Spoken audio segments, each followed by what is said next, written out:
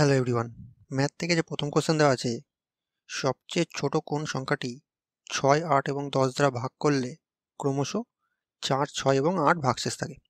দেখো আমাদের বলছে 6, 8 এবং 10 দ্বারা ভাগ করলে কত 4, 6 এবং 8 ভাগশেষ থাকে। তো এদের মধ্যে ডিফারেন্স কত?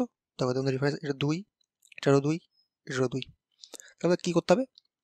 তাহলে আমাদের এই 6, 8 আর 10কে লসাগু করতে হবে। 6, 8 আর 10কে লসাগু করে তার থেকে এই 2 বিয়োগ করে দিতে হবে। তো এটা যদি আমরা লসাগু বার করি অর্থাৎ এলসিএম বার করি, তাহলে আমাদের বেরাবে হচ্ছে 120। ঠিক আছে, এখান থেকে 2 বিয়োগ করে দাও, তাহলে আমার অ্যান্সার হয়ে যাবে 118। ঠিক আছে, 118কে 6, 8 আর 10 দ্বারা ভাগ করলে ক্রমশ 4, 6 এবং 8 ভাগশেষ থাকে। ঠিক আছে, অপশন বি হয়ে সঠিক উত্তর। চলো পরের কোশ্চেন দেখা যাক। পরবর্তী কোশ্চেন আছে, কোনো আসল 8 বছরে সরল সুদে 3 গুণ হয়। বলছে তবে কত বছরে ওই একই বার্ষিক সুদে তা 7 গুণ হবে জানতে চেয়েছে। দেখো আমাদের বলছে কোনো আসল 8 বছরে 3 গুণ হচ্ছে। ঠিক আছে, মানে আমরা যদি ধরি আসলটা হচ্ছে 100, সেটা 3 গুণ হচ্ছে, মানে 100টা 300 টাকা পরিণত হচ্ছে, 3 গুণ হচ্ছে। তাহলে সুদ কত বাড়ছে? সুদ বাড়ছে হচ্ছে দেখো 200 টাকা সুদ বাড়ছে। ঠিক আছে, কত বছরে? বলছে 8 বছরে। ঠিক আছে, আমাদের জানতে চাইছে কি কত বছরে তা 7 গুণ হবে। তো 100 টাকা 7 গুণ হবে মানে কত? 700 টাকা পর্যন্ত হবে।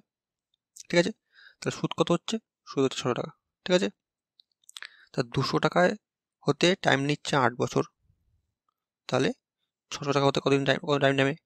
নিশ্চয়ই 3 গুণ বেড়ে যাবে, মানে 8 ইন্টু 3 হয়ে যাবে হচ্ছে 24 বছর। বোঝা গেল? অপশান সি হয়ে যাচ্ছে সঠিক উত্তর। ওই টাকাটা 7 গুণ হতে আমার টাইম নেবে 24 বছর। বোঝা গেল? চলো পরের কোশ্চেন দেখা যাক। পরবর্তী কোশ্চেন আছে, প্রবীর ও মানুষ কোনো কাজ যথাক্রমে 10 দিনে এবং 11 দিনে করতে পারে। বলছে দুজনে একসাথে কাজ শুরু করে, কিন্তু কাজ শেষ হওয়ার 3 দিন আগে মানুষ কাজ ছেড়ে চলে যায়। বলছে কাজটি কতদিনে শেষ হবে জানতে চেয়েছে। দেখো বলছে প্রবীর একটি কাজ 10 দিনে করে, মানুষ সেই কাজটাই 11 দিনে করে। তার টোটাল কাজ কত? এদের লসাগু হয়ে যাবে 110। এদের এফিসিয়েন্সি কত? ভাগ করো 10 দিয়ে 110কে, 11 আর এইভাবে 10। ঠিক আছে, এবার আমাদের বলছে তার দুজনে কাজ শুরু করছে, মানে প্রবীর আর মানুষ কাজ শুরু করছে। ঠিক আছে, কাজ শুরু করছে, এই কাজ করতে করতে মাঝখানে যখন 3 দিন বাকি থাকছে, তখন কি হচ্ছে? মানুষ কাজ ছেড়ে চলে যাচ্ছে। ঠিক আছে, 3 দিন আগে। তাহলে এই বাকি যে 3 দিনের কাজ, এই 3 দিনের কাজ কে করবে? প্রবীর একা করবে। ঠিক আছে, তাহলে এই 3 দিন প্রবীর কত কাজ করে? প্রবীর একদিনে 11 অংশ কাজ করে, তাহলে 3 দিনে করবে 3, 11, 33 অংশ কাজ। ঠিক আছে, তাহলে 3 দিনে 33 অংশ কাজ করছে, তাহলে মোট কাজ ছিল আমার 110, তার থেকে 33 অংশ কাজ প্রবীর একা করছে লাস্ট 3 দিনে। তাহলে বাকি যে কাজটা সে নিশ্চয়ই তারা দুজন একসঙ্গে করেছে। কত অংশ কাজ? 77 অংশ কাজ। ঠিক আছে, তারা একসঙ্গে কাজ করেছে, তাহলে একসঙ্গে কাজ করলে কত মিনিট কাজ করে? প্রবীর করে 11 ইউনিট আর মানুষ করে 10 ইউনিট, মানে 21 ইউনিট কাজ করে তার একসাথে, তাই তো? ডিভাইড বাই 21 করো, তার দিন বেরিয়ে যাবে। যদি আমরা 7 দিয়ে কাটি, সরি 7 দিয়ে কাটি, 7 11 77, 3 7 21। ঠিক আছে, তার হচ্ছে 11/3, 11/3 যদি আমরা লিখি, 3 3 9, আর দেখে 2, 2/3 দিন। ঠিক আছে, দিন। তাহলে আমাদের জানতে চাইছি কাজটা শেষ হতে কতদিন টাইম লাগবে। তো অলরেডি এরা 3 পূর্ণ 2-এর 3 দিন কাজ করেছে, আর লাস্ট 3 দিনে প্রভু একা কাজ করছে। তাহলে মোট 3 আর 3 6 পূর্ণ 2-এর 3 দিন কাজটা শেষ হচ্ছে। বোঝা গেল? অপশান এ হয়ে যাচ্ছে সঠিক উত্তর। চলো পরের কোশ্চেন দেখা যাক। পরবর্তী কোশ্চেন আছে, একটি ক্লাসে ছেলেদের 1/5 ভাগ এবং মেয়েদের 1/8 ভাগ একটি প্রতিযোগিতায় অংশগ্রহণ করে। যদি ক্লাসে মোট 420 জনের মধ্যে ছেলে ও মেয়ের অনুপাত 5:2 হয়, তবে মোট কতজন ওই প্রতিযোগিতায় অংশগ্রহণ করেছে জানতে চেয়েছে। দেখো আমাদের বয়েজ আর গার্লসের রেশিও বলে দিয়েছে 5:2। ঠিক আছে, আর মোট কতজন আছে? মোট আছে 420 জন। তাহলে 5 আর 2 7, মানে অনুপাতে 7 ইজিক্যাল টু আমরা বলতে পারি 420 জন। ঠিক আছে, তাহলে 1 মানে কত? 6 7 42, মানে 60 জন। তাহলে ছেলে মেয়ের সংখ্যা কত? 1 মানে 60 হলে ছেলের সংখ্যা হয়ে যাবে 5 6 30, 300, আর মেয়ের সংখ্যা হয়ে যাবে 6 2 12 120। ঠিক আছে, আমাদের বলেছে ছেলেদের 1/5 ভাগ আর মেয়েদের 1/8 ভাগ। তাহলে 300 1/5 ভাগ আর 120 1/8 ভাগ ওদিকে অংশগ্রহণ করেছিল, তো বের করে নাও। 5 6 30 অর্থাৎ 60 প্লাস 8 দিয়ে করলে 8 15 120 মানে 15। টোটাল 60 আর 15 75 জন ওই প্রতিযোগিতায় অংশগ্রহণ করেছিল। বোঝা গেল? অপশান ডি হয়েছে সঠিক উত্তর। চলো পরের কোশ্চেন দেখা যাক। পরবর্তী কোশ্চেন আছে 162 লিটার মিশ্রণে দুধ ও জলের অনুপাত 4:5। বলছি ওই মিশ্রণে আর কত লিটার দুধ মেশালে নতুন অনুপাত 8:9 হবে। দেখো আমাদের বলছে প্রথমে 62 লিটার মিশ্রণে কত আছে, মিল্ক ইস টু ওয়াটার আছে, তো মিল্ক ইস টু ওয়াটার আছে 4:5 অনুপাত, ঠিক আছে? বোঝা গেল? কত লিটারের মধ্যে? 162 লিটারের মধ্যে, ঠিক আছে? তাহলে এখান থেকে মিল্ক আর ওয়াটার কত বের করে নিই। দেখো মিল্ক মানে হচ্ছে 4 আর টোটাল হচ্ছে 5 আর 4 9, তাহলে হচ্ছে 9 দিয়ে কাটলে 9 1 9 72, 8 9 72 মানে 4 রুম হয়ে যাচ্ছে 72 হচ্ছে কত, 4 মানে হচ্ছে মিল্ক হচ্ছে 72 আর 5 মানে কত, 5 রুম 90 মানে ওয়াটার হয়ে যাবে 90, ঠিক আছে? এবার জানতে চাইছে কি কত লিটার দুধ মেশালে মিশ্রণটা অনুপাত 8:9 নেবে, মানে আমার হয়ে যাবে মিল্ক হচ্ছে 8 আর ওয়াটার হচ্ছে 9। তাহলে আমাদের দুধ মেশাতে বলেছে, তাই তো? তাহলে ওয়াটার তো সেম থাকবে, মানে এই 9 অনুপাত সমান সমান আমার হয়ে যাবে কত, 90। তাহলে 1 মানে কত, 1 মানে হয়ে যাবে 10, ঠিক আছে? তাহলে 1 মানে 10 হলে 8 মানে কত হয়ে যাবে, 8 মানে হয়ে যাবে 80, ঠিক আছে? তাহলে কত লিটার মেশাতে হচ্ছে, আগে ছিল 72 করতে হবে 80, মানে 8 লিটার মেশাতে হবে, ঠিক আছে? ওর অ্যান্সার হয়ে যাবে 8 লিটার। ওই মিশ্রণে আর 8 লিটার দুধ মেশাতে হবে। অপশান সি হয়ে যাবে সঠিক উত্তর। বোঝা গেল? চলো পরের কোশ্চেন দেখা যাক। পরবর্তী কোশ্চেন আছে 60টি গরুকে একটি মাঠে 40 দিন চড়ানোর জন্য 180 টাকা দিতে হয়। বলছে কটি গরুকে 20 দিন চড়ালে 135 টাকা দিতে হয় জানতে চেয়েছে। দেখো এটাকে আমরা টাইমার ওয়ার্কের সূত্র অনুযায়ী সলভ করব। কি সূত্র? আমরা জানি M1 D1 by W1 is equal to M2 D2 by W2, ঠিক আছে? M1 কোনটা, কত গরুর সংখ্যা অর্থাৎ 60, দিন কত, D1 মানে 40 দিন, কত টাকা দিতে হচ্ছে সেটার কাজের সংখ্যা দিয়ে দিই আমরা 180 ডিভাইড বাই 180।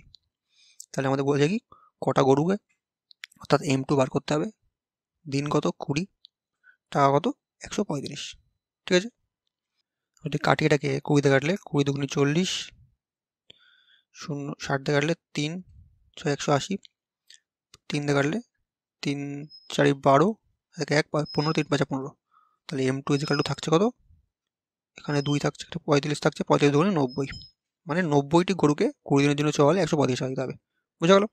অপশান এ হয়ে সঠিক উত্তর, 90টি গরু। বোঝা গেল? চলো পরের কোশ্চেন দেখা যাক। পরবর্তী কোশ্চেন আছে একটি শহরে মোট জনসংখ্যা ছিল 8000 জন। 1 বছর পর পুরুষ 10% এবং মহিলা 8% বৃদ্ধি পায়। বলছে কিন্তু মোট জনসংখ্যা 9% বৃদ্ধি পায়। বলছে তাহলে প্রথমে শহরটিতে কতজন পুরুষ ছিল। দেখো এটাকে আমরা অ্যালিগেশন পদ্ধতি করব।